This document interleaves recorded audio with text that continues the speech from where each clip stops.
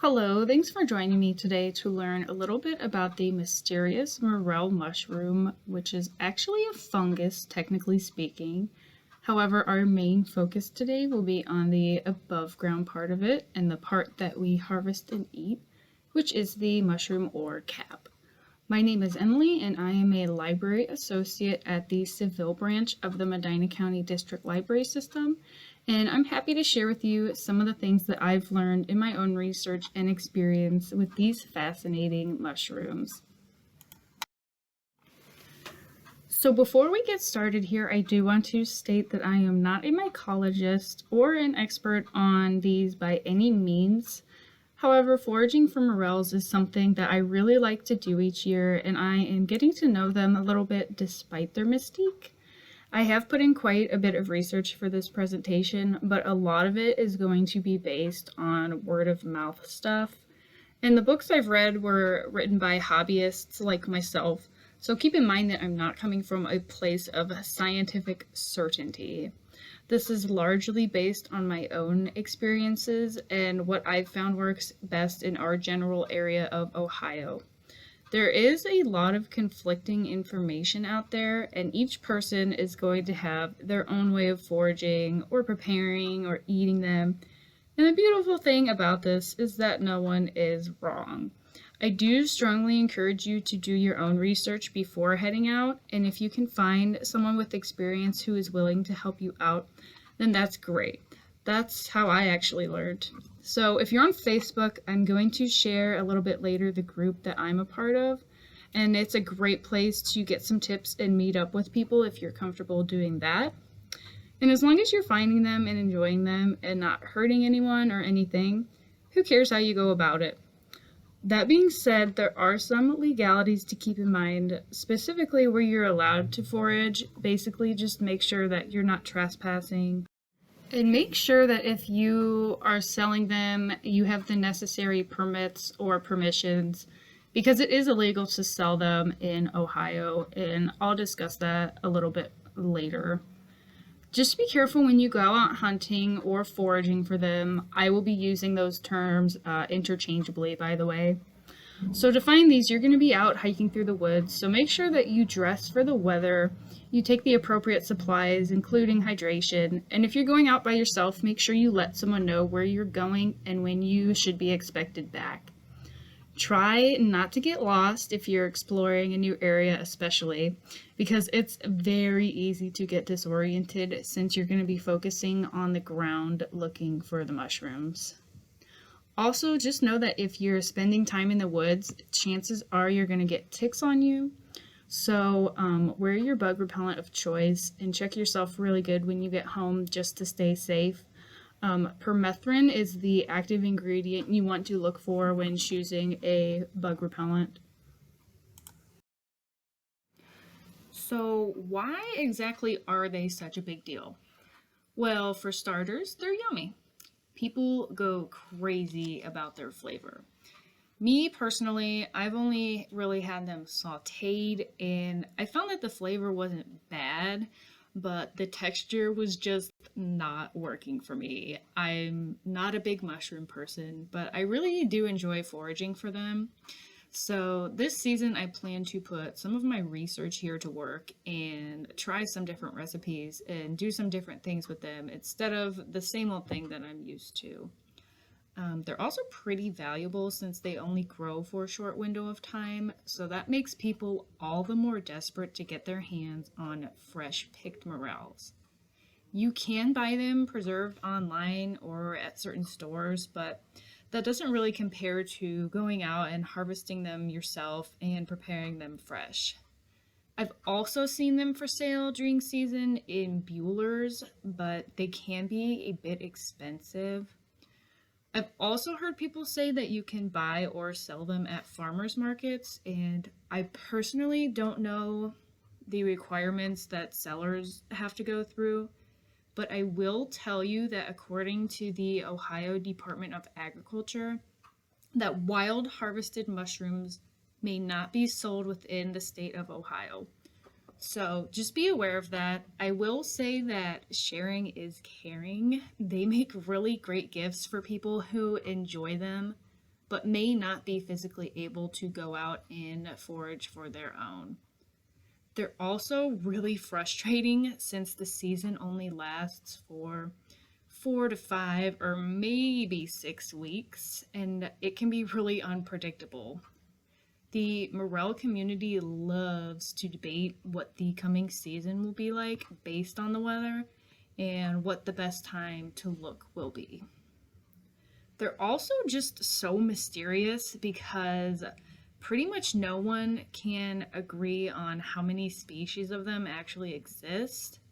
Not much is really known about them, and I couldn't really find any scholarly articles or research on them. So that's why a lot of this presentation is just largely based on word of mouth. So what exactly are they?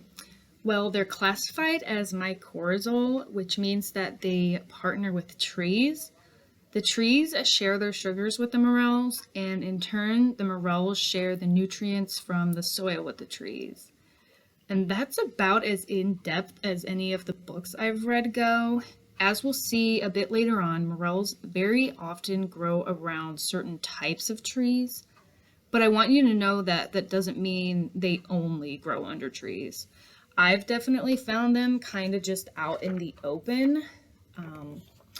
So the main part of the fungus is the underground network called the mycelium, which is basically just a big mass of fibers that grows and spreads underground.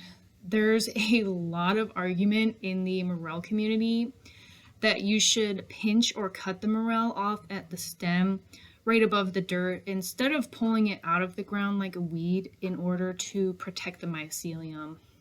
Others will argue that it doesn't really do any harm if you pull them out that way.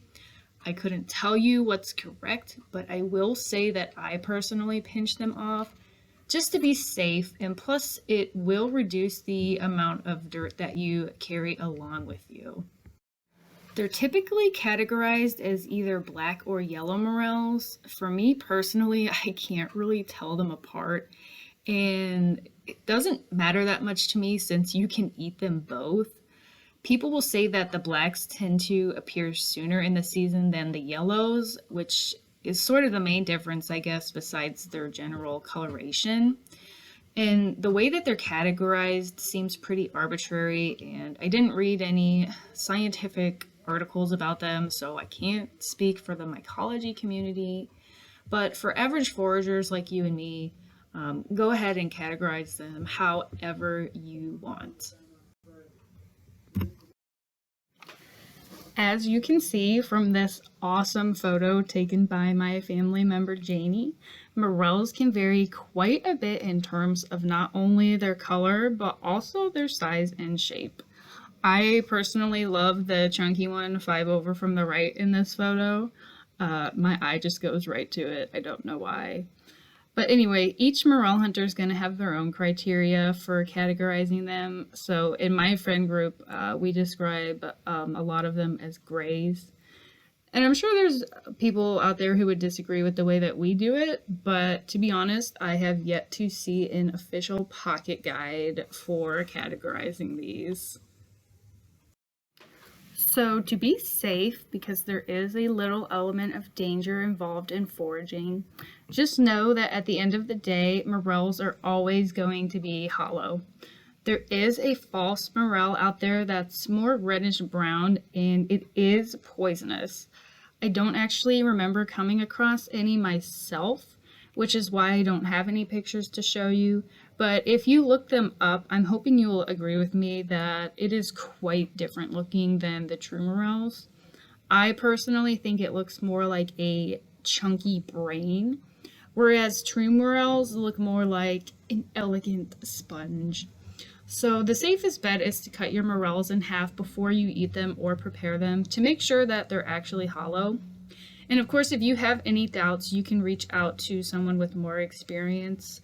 That Facebook group is going to come in handy. It's a great place to ask questions. And I've seen people with doubts post on there before. Also, avoid ones with long stems and smooth caps. I have come across those ones before. The caps are not going to have the ridges in them, but if you cut them open, you will see that they are not quite hollow. So cook your morels before you eat them because they do contain a toxin that needs to be released through heat. And if you eat them raw, they're probably going to make you kind of sick.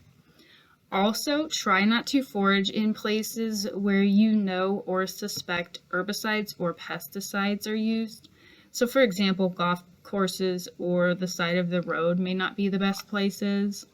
And occasionally they do pop up in yards, so make sure you're not trespassing in someone's yard where they might have used chemicals. Also, don't leave them in a hot car because they can start to grow bacteria on them like any other food. So if you're going on a long drive to forage, maybe consider taking along a little cooler to store them in. So where do they grow? That is the million-dollar question. And the answer is not quite that simple. They can be pretty difficult to predict. One great patch that you find one year may not produce any the next year. And that's part of what drives mushroom hunters absolutely crazy. Everyone has their own theories and speculations, but the truth is you can never really know for sure where they're going to pop up from one year to the next. As I mentioned earlier, they partner with trees, so naturally you're going to want to be looking around some trees. As you can see in this photo here, my friend was out in the woods in the springtime. You know, the trees don't really have leaves yet, but the ground vegetation is starting to green up. Places to look include old apple orchards, ash trees, sycamore trees, and dead or dying elms. And I personally have found the most, it seems, around the elm trees. Second to that would be old apple orchards. They're gonna tend to pop up in overgrown and untended apple orchards. I'm not sure why, but that's just what they seem to do. Sadly, this is not a tree identification program. However, this is a very useful skill to have if you are going to go mushroom hunting. Our county parks here in Medina put on some great programs, and I'm sure that they would be a great resource if you're wanting to look into tree and plant identification a little more. Based on my experiences, I have the best luck on slopes and along old fence rows. When you're in the woods somewhere and you can see a really old fence that's falling down and kind of buried by dirt, stick close to that. I can't explain why, but that seems to be where they tend to grow. And to get to the slopes, that's why we head south to look for them, because it's pretty flat around here where we live. A lot of people swear by south-facing slopes, while other people will swear by north-facing slopes. And honestly, both are correct. The south-facing slopes are going to warm faster in the spring. There's this argument that the soil has to be a certain temperature for the morels to pop up, but I can't speak to that as I don't carry a thermometer around with me when I'm foraging. But I can say that I have found them sprouting in the snow before, or popping up out of the snow. So it's safe to look on both slopes. It's not going to hurt to check both. Also, I have found them in poison ivy as well as thorn bushes. This one time I was actually walking around not finding anything, and I looked up for a second to get my bearings, and there was this big sunbeam shining down on the ground, and illuminated by it was this huge patch of thorns. And in the very middle of the thorns, I could see in the ray of sunlight this really nice morel. So of course I had to stick my hand in the thorns to get it. But the moral of the story is that you never know where they're going to pop up, and if it weren't for that sunbeam, I would have never thought to look in a thorn bush. So where are you legally allowed to forage for them? Well, I can tell you with absolute certainty, since I reached out to them, that no Medina County parks will allow you to forage or collect mushrooms there. They actually told me that violators will be subject to fines and or prosecution. So definitely don't do that. I actually couldn't really find any places to forage in Medina County that I can tell you about because I personally don't forage in Medina County. And I'm not really going to give you any specific places just because rules change and it can be limited to certain areas or certain times of the year that you're allowed to collect. So I can't really give you a straight answer because I never got one from anyone that I reached out to. I did contact the Ohio Department of Natural Resources, and they told me that the safest bet was to contact the park or public land where you're going to ahead of time just to make sure that it's legal to do so. So they gave me some resources that I'll include at the end of this presentation that you can check out. I also reached out to Wayne National Forest, and at the time of making this presentation, it is legal to forage there for mushrooms without a permit. I'm only giving you this spot because it's over 240,000 acres. That's where I like to forage, so we're probably not going to run into each other. But plan a road trip because that's a really good place to look. And they sent me some resources too that I'll include in the end of the presentation. But basically, if you're going to stick to public land, just make sure that it's okay to forage there. And of course, if you have permission to forage on private land, you can do that as well. So, how do you actually find them and what are the best techniques? Well, you want to make sure that you're going at the right time of year. Like I said, the window that they grow is very small, only about 4 to 6 weeks. And that typically lasts from about mid-April to the end of May.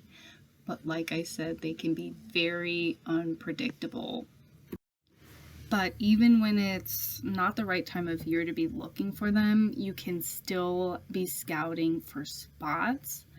And how you would do that is to drive around and try to identify the trees I told you about that they tend to grow around. Because during actual morel hunting season, the trees aren't really going to have a lot of mature leaves on them.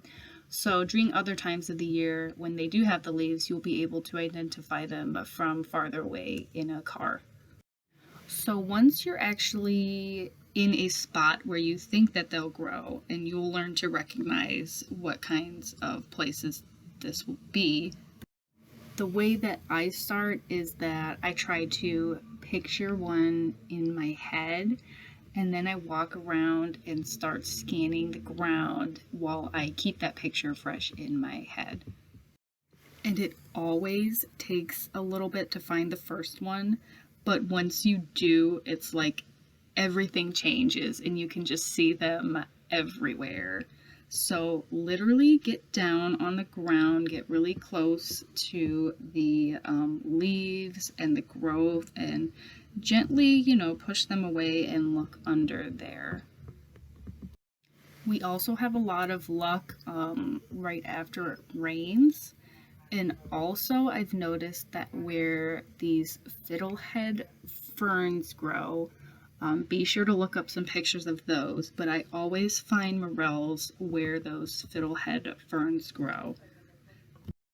So as you'll see in this picture, it's really easy to just walk right past them.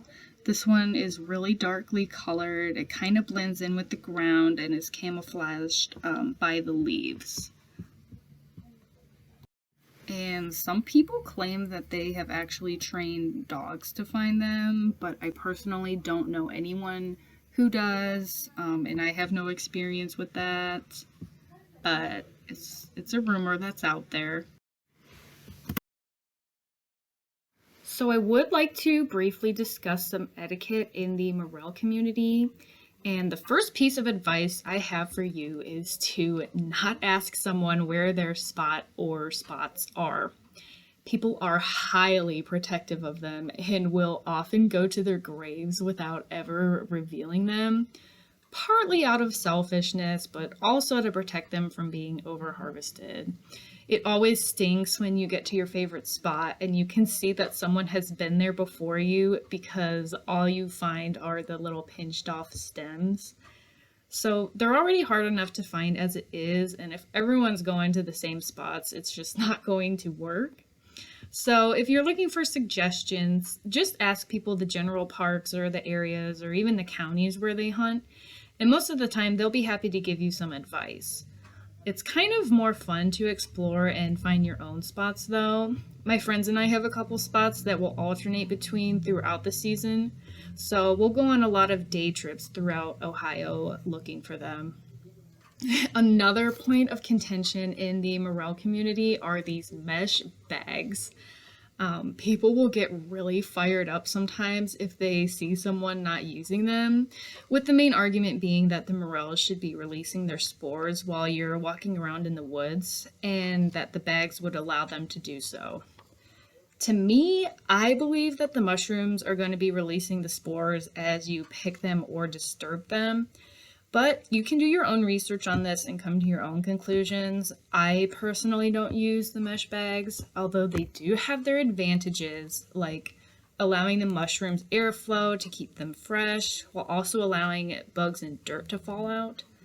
I've used plastic bags in the past, which don't really keep them as fresh, so I think this season I'll probably try the brown paper bags. So on the topic of conservation, the most basic rule of foraging is to not pick everything. So this is my reader's advisory moment here. I read the book Braiding Sweetgrass by Native American author Robin Wall Kimmerer, and something she described that really resonated with me is that in her culture, it's really important to not pick the very first thing you see. In her case, it was sweetgrass. There's also a children's book called The First Blade of Sweetgrass by Suzanne Greenlaw and Gabriel Frey, with pictures by Nancy Baker that describe this tradition as well, of making sure that we are leaving something for the future generations. And I'm putting it very simply, and I do highly recommend these books. They're beautifully written, and I think anyone who loves nature will enjoy them. But it seems like we're still not exactly sure how morels grow or what causes them to grow. So I just urge you to use caution and be mindful. There is an argument I came across in at least two of the books I read that compares foraging mushrooms to harvesting an apple tree. The idea is that when we pick every apple off a tree, it's not going to kill it, and in comparison to harvesting morels, picking the cap is not going to kill the mycelium. And I would like to point out that these are two different things, and again, I'm not a mycologist, so I can't confirm whether that's actually true or not, but that's something you could keep in mind and look into a little more. If you are worried about conservation, you should support and advocate for land being left undisturbed. When it's developed into housing and business districts, it does take away habitat from mushrooms. And anyone who hunts for these knows that you're going to want to look in older and wilder places rather than your managed and neat places like yards. Although occasionally they will actually pop up in yards. My partner and I actually found a really big one in our yard in Worcester 2 years ago. It was in a part of our yard that we didn't tend, though. It was in a woody area along our creek. But we looked again in the same area the next year and it didn't come back. And believe me, I was looking every single day. But similarly, my dad had multiple morels pop up in his yard in Lodi under a crabapple tree right next to the road. But this kind of seems to be pretty rare, although it always is really exciting when you find one where you least expect it or when you aren't even actually looking. So, climate disruption and temperature and rainfall pattern changes will affect mushroom growth. I feel like it's pretty self explanatory that if the weather changes, everything else is going to change too. So once you have successfully harvested some morel mushrooms, this is what you can do with them. The simplest way and seemingly the most popular way to eat them is to saute them. So what I typically do is fry them in a pan with some butter or oil. Some people like to toss their mushrooms in flour before frying them, but I haven't tried that personally. If you are going to eat them immediately after you pick them, cut them in half, which is a super important part. This will not only prove to you that they are morels, but it will show you if there's any bugs in them. So cut them in half and then soak them in some salt water for a little bit, or just water without salt. But we use the salt because it kills the bugs.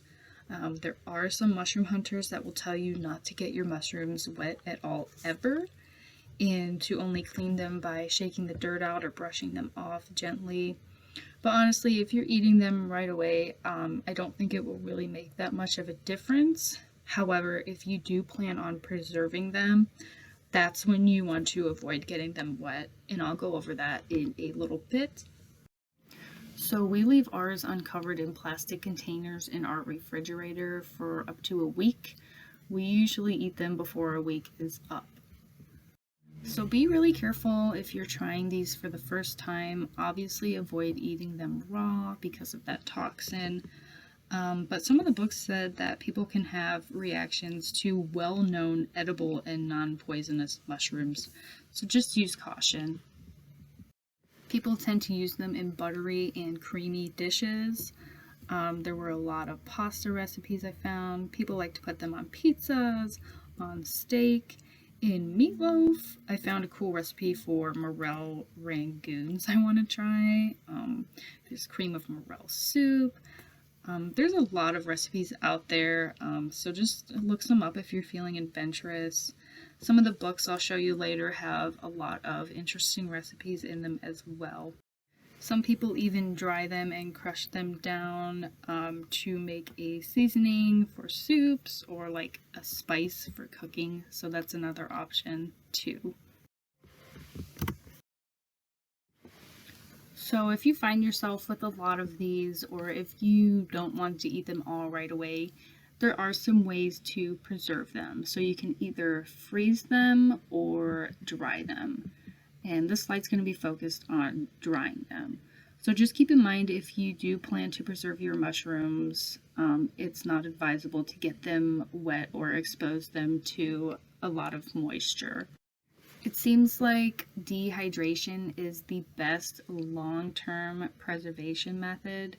So if you have a dehydrator, you're going to want to follow the instructions for the specific model you have.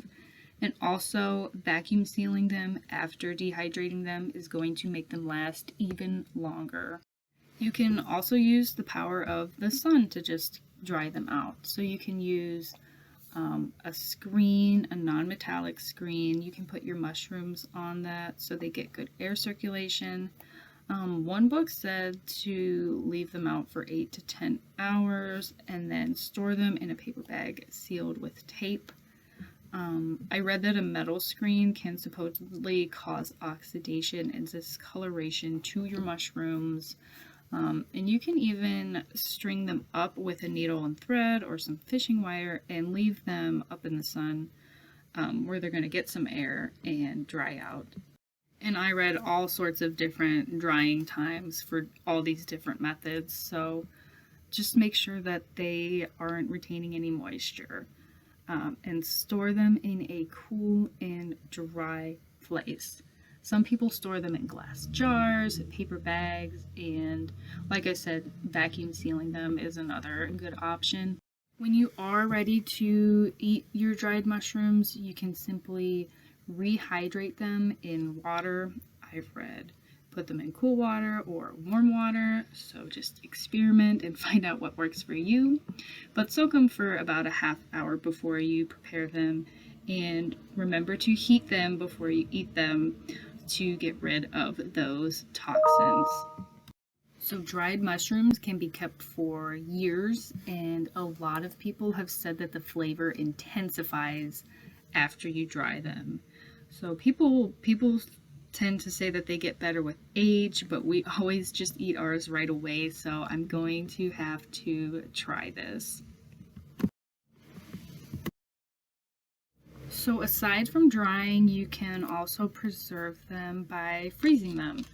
I'm actually not sure how long they will keep in your freezer. One source I read said 6 months, and a website I read said 9 months, and most people that I have talked to just keep them in their freezer year-round until the next foraging season. So freezing seems to be kind of the less popular method than drying, based on what I've read in the Facebook group. And there's a lot of different methods to freezing them. Some people say that they just cut them in half and freeze them in their raw state, but it's also very popular to cook them before freezing. So cook meaning sauteing them in oil or butter and letting them cool before freezing. Some people say that they toss them in flour, lay them on a cookie sheet, and place them in the freezer, and once they're hard, they bag them up, and then when they're ready to use them again, they'll reflour them again and then fry them and eat them. So the flour and fry method is the one that I've seen come up the most. It seems to be the most popular method. Freezing them raw seems to be the least popular. And most of the books I read do recommend cooking them before freezing, but that doesn't mean that you can't just freeze them raw. So I would recommend, experimenting with both and seeing which works for you, the way that you like to prepare them and eat them, and what gives you the best results. I did read that the flour keeps them from sticking together in the bag. And again, you can vacuum seal them as well. The big thing I read is that you don't want to let frozen mushrooms thaw out before you use them.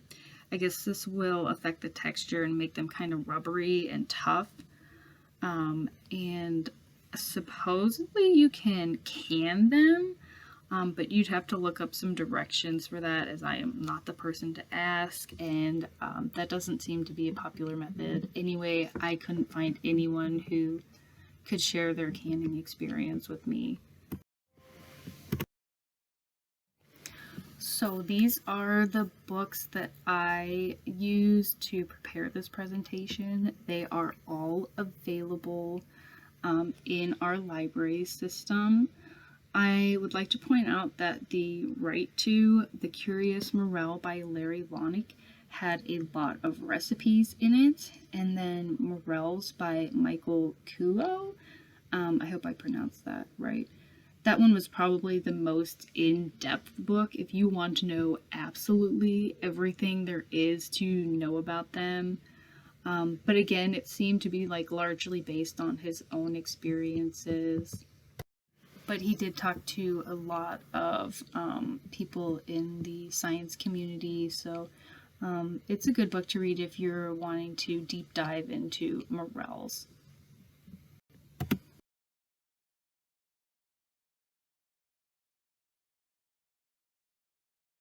So these are the two books that I mentioned in my conservation slide, and I do want to state that they are available from the library to read. I do want to point out that in my research I found that there is a National Morel Mushroom Festival being held in Michigan this year from May 12th to the 15th. So you might want to check that out if you're a traveler. The Facebook group that I'm a part of is called Ohio Morel Hunters. That's a good place to ask for advice or to maybe find a buddy if you don't have anyone to show you what to do. It's a good community if you're looking to get more serious about foraging.